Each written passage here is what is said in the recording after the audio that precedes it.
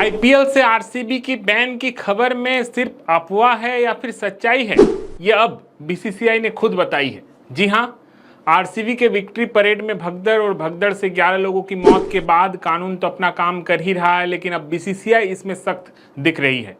पहले तो बीसीसीआई ने यह कहकर पल्ला झाड़ लिया था कि आरसीबी का ये निजी मामला है और इसमें हमारी कोई भूमिका नहीं है, लेकिन अब बीसीसीआई के सचिव की ओर से जो बयान आया है उससे यह निकलकर सामने आ गया है कि बीसीसीआई भी अब इस पर कड़ा एक्शन ले सकती है। और जिसके बाद सोशल मीडिया में तमाम पोस्ट किए जा रहे हैं कि क्या आरसीबी 2026 के आईपीएल से बैन हो सकती है। और बीसीसीआई की ओर से जो बयान आया है, बीसीसीआई के सचिव की ओर से जो बयान आया है, उसे सुनकर तो आरसीबी के फैंस को झटका भी लग सकता है। जी आपको बता दें कि 3 जून की रात जब आरसीबी की टीम ने पंजाब किंग्स को हराकर पहली बार आईपीएल चैंपियन बनी थी, तो उसके ठीक अगले दिन 4 जून को आरसीबी की पूरी टीम जो है अहमदाबाद से बेंगलोर जाती है। बेंगलोर में जो है विधान सौदा में मुख्यमंत्री उप मुख्यमंत्री टीम को पूरा सम्मानित करते हैं, लेकिन इसी दौरान बड़ी तादाद में जो आरसीबी के फैंस जो है वो जुट जाते हैं। और इसके बाद जो कुछ भी होता है ये तो आप सभी जानते ही हैं, एक जश्न जो है वो मातम में बदल जाता है और 11 लोगों की जान जो है चली जाती है। और इसके बाद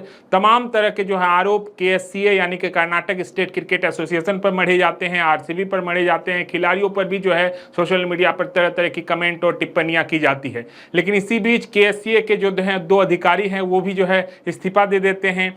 आरसीबी के जो मार्केटिंग हेड निखिल सोसाले उनको गिरफ्तार कर लिया जाता है। इसके अलावा कई और अधिकारी पर जो है इसकी आंच पहुंचती है। लेकिन इसी बीच बीसीसीआई जो है वो पहली बार जब इसको लेकर बयान देता है तो वो कहता है कि आरसीबी का निजी मामला है और हमारा जो दायित्व था वो 3 जून को अहमदाबाद में ही खत्म हो गया था, जैसे ही आईपीएल का फाइनल मैच समाप्त हुआ। यानी कि पहले बीसीसीआई इस मामले को लेकर इतना गंभीर नहीं थी, लेकिन अब बीसीसीआई के सचिव देवजीत साकिया ने ऐसा कुछ कहा है जिससे आरसीबी के फैंस जो है उनकी चिंता बढ़ गई है और लोग अब ये सोचने लगे हैं कि क्या आरसीबी टीम पर भी जो है इसका गाज गिर सकता है और आरसीबी की टीम आईपीएल 2026 में बैन हो सकती है। सबसे पहले आपको बता दें कि देवजीत साकिया ने क्या कहा।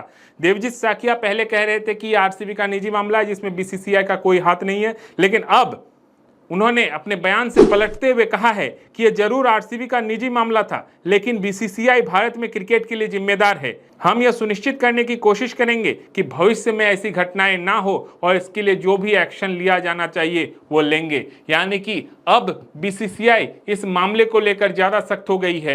यह कह रही है कि जरूर यह आरसीबी का निजी मामला है, लेकिन भारत में क्रिकेट के लिए बीसीसीआई ही जिम्मेदार है। और चूंकि यह मामला क्रिकेट से ही जुड़ा हुआ था, क्रिकेट में जीत का ही जश्न मनाया जा रहा था, इसलिए बीसीसीआई के सचिव ने कहा है कि आगे ऐसा मामला ना हो इसके लिए वो जरूरी कदम उठाएंगे। यानी कि कहीं ना कहीं एक कड़ा जो है संदेश देने की कोशिश करेंगे कि चूंकि आईपीएल में जो है सभी टीमें जो इस बात को लेकर भी बीसीसीआई के प्रति जो है वो इस बात को लेकर भी जिम्मेदार है कि सेफ्टी भी बनी रहे, और सेफ्टी बने रहने के कारण ये आरसीबी का कहीं ना कहीं लूप होल था और इसके लिए बीसीसीआई अब कड़ा कदम ले सकती है। और हो सकता है कि आरसीबी को 1 साल के लिए या कुछ दिनों के लिए जो है वो बैन किया जा सकता है। लेकिन यह अंतिम फैसला क्या होगा, यह तो पहले कोर्ट के फैसले आएंगे। क्या आरसीबी की मैनेजमेंट इसमें दोषी है नहीं है, यह आने के बाद ही पता चलेगा, उसके बाद ही बीसीसीआई एक्शन लेगी। लेकिन एक बात यह भी तो है कि आईपीएल में अगर आरसीबी की टीम बैन हो जाती है, फिर आईपीएल में जो है बीसीसीआई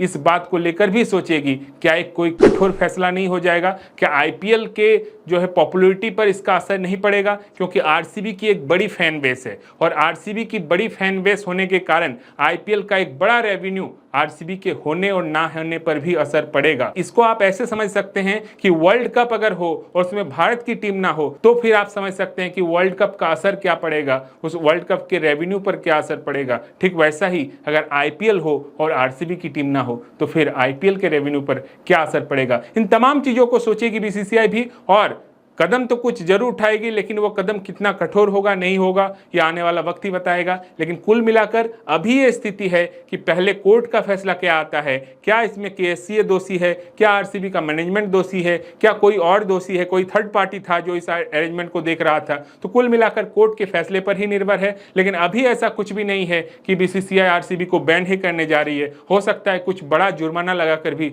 छोड़ा जा सकता है। तो कुल मिलाकर इस पर निगाहें बनी रहेगी और जो भी अपडेट आता है आपको स्पोर्ट्स लॉन्चर पर मिलता रहेगा। बहुत बहुत धन्यवाद आपका इस वीडियो को देखने के लिए।